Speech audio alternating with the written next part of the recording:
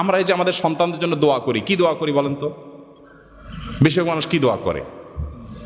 আমাদের দোয়াগুলো যারা কোরআন হাদিসের বাতানো দোয়া পড়ি না, নিজে থেকে দোয়া করি, অনেক সময় ভুল দোয়া করি। সবাই না, অনেক সময় ভুল দোয়া করেন অনেকে। যেমন আল্লাহ আমার ছেলে যেন জিপিএ 5 পায়, আল্লাহ আল্লাহ আমার ছেলে যেন সিরিয়ালে চলে আসে, আল্লাহ আল্লাহ আমার ছেলে যেন অমুক কলেজে চান্স পায়, আল্লাহ মেয়েটা যেন অমুক ইউনিভার্সিটিতে চান্স পায়, আল্লাহ অমুক। এই না আমাদের দোয়া।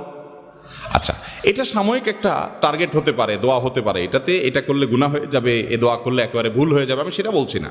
কিন্তু আমি বলছি দেখেন আল্লাহ কি দোয়া শিক্ষা দিচ্ছেন। সূরা ফুরকান আয়াত নম্বর 74 আল্লাহ শিক্ষা দিচ্ছেন, রব্বানা হাব লানা মিন আজওয়াজিনা ওয়া যুররিয়াতিনা কুররাতা আয়ুন ওয়াজআলনা লিল মুত্তাকিনা ইমামা। কি দোয়া! এই দোয়ার অর্থ জানেন? সুবহানাল্লাহ, হায়রান হয়ে যাবেন এর অর্থ শুনলে। আল্লাহ সুবহানাহু ওয়া তাআলা বলছেন যে দোয়া করো, ওয়াল্লাযীনা ইয়াকুলুনা রব্বানা হাব লানা মিন আজওয়াজিনা ওয়া যুররিয়াতিনা কুররাতা আয়ুন। এইটুকু শুনেন, মানে কি? হে আমার রব, আমার সন্তান সন্ততি, আমার জীবন সঙ্গী সঙ্গিনী, স্ত্রী স্বামী, নারী পুরুষ একে অন্যজনের জন্য দোয়া করবে, আল্লাহ এমন সঙ্গী জীবন সঙ্গী দান করেন, এমন সন্তান দান করেন যারা আমার চক্ষু শীতলকারী হবে। কি হবে? দেখেন, চক্ষু শীতলকারী হবে, এই কথার মধ্যে সব চলে আসছে। পৃথিবীর এমন কিছু নাই যে সন্তানের জন্য আপনি চান নাই একটা শব্দে। শব্দটা হলো কি? নয়ন জোড়ানো সন্তান, চক্ষু শীতল করা সন্তান। যাকে দেখলে আমার চোখটা শীতল হয়ে যাবে, অন্তরটা জুড়াইয়া যাবে, এই নয়ন জোড়ানো চোখ শীতল করা সন্তান। এর মানে হলো এই সন্তান এমন সন্তান চাই সব দিক থেকে পারফেক্ট হবে। কারণ আল্লাহ আপনাকে একটা সন্তান দিয়েছেন ফুটফুটে সুন্দর, হ্যান্ডসাম, দেখতে মাশাআল্লাহ খুব সুন্দর, কিন্তু ছেলেটা অন্ধ। আপনার অন্তর জোড়াবে? আপনার দিল ঠান্ডা হবে এই বাচ্চা দেখলে যে আমার ছেলেটা এত সুন্দর কিন্তু সে চোখে দেখতে পায় না। আপনাকে আল্লাহ তাআলা একটা ছেলে দিয়েছেন না, চোখেও কোনো সমস্যা নাই, তার সকল অঙ্গ প্রত্যঙ্গ ঠিক আছে, দেখতে শুনতে সুন্দর, মাশাআল্লাহ, ফুটফুটে, চোখ কান নাক সবই ভালো, সে বিকলাঙ্গ না, কিন্তু ছেলেটার মেধা টেধা কিচ্ছু নাই, একদম বোকাশোকা, কিচ্ছু বুঝে না। আপনার ভালো লাগবে? আপনার চোখ শীতল হবে এই সন্তানকে দেখে? আফসোস হবে না, আমার ছেলেটা কিচ্ছু বুঝে না, বেকুব। আল্লাহ তাআলা আপনার সন্তানকে সুস্থ রাখছেন, আবার বুদ্ধিশুদ্ধিও দিছেন, দেখতে শুনতেও ভালো, কিন্তু ছেলেটা অমানুষ। কি বলেন? একে দেখলে আপনার দিল জোড়াবে?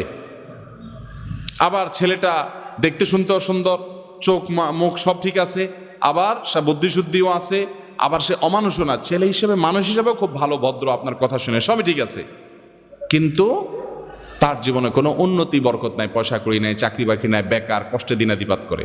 এই ছেলেকে দেখলে আপনার ভালো লাগবে? ছেলের অবস্থা দেখলে আপনার ভালো লাগবে? আপনি এরকম কত পয়েন্ট বলবেন? আপনি 200 পয়েন্ট বলতে পারেন, একটা থাকে আরেকটা থাকে না।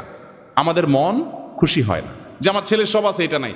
আল্লাহ সুবহানাহু ওয়া তাআলা এমন এক শব্দ শিখিয়ে দিয়েছেন, কারণ আল্লাহ তো জানেন যে কিভাবে দোয়া করতে, নিজে শিখিয়ে দিয়েছেন, রব্বানা হাব লানা মিন আজওয়াজিনা ওয়া যুররিয়াতিনা কুররাতা আয়ুন।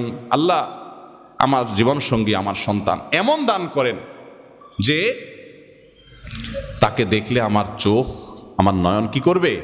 শীতল হয়ে যাবে, জুড়ে যাবে। তাহলে চোখ শীতল হওয়ার জন্য সব দিক থেকে পারফেক্টনেস লাগবে। তারপরে সব দিক থেকে, মোটামুটি সব দিক থেকে আমার সন্তান দেখে যেন আমার ভালো লাগে, আপনি সেরকম সন্তান দান করেন। দেখছেন দোয়ার আদব আল্লাহ তাআলা শিখিয়ে দিয়েছেন। উল্টাপাল্টা দোয়া না করে সুন্নাহ সম্মত মাসনুন দোয়াগুলো আমরা বেশি বেশি নিবেদন করবো। আল্লাহ আমাদের সবাইকে তৌফিক দান করুন। আমি আমার বুঝজ্ঞান হয়েছে থেকে এই দোয়া পড়ি, রব্বানা হাব লানা মিন আজওয়াজিনা ওয়া যুররিয়াতিনা কুররাতা আয়ুন ওয়াজআলনা লিল মুত্তাকিনা ইমামা। সবাই আমল করবো তো ইনশাআল্লাহ। এখন কথা হলো যে দোয়ার মাধ্যমে আল্লাহ তাআলা ভাগ্য ঠিক করে দেন।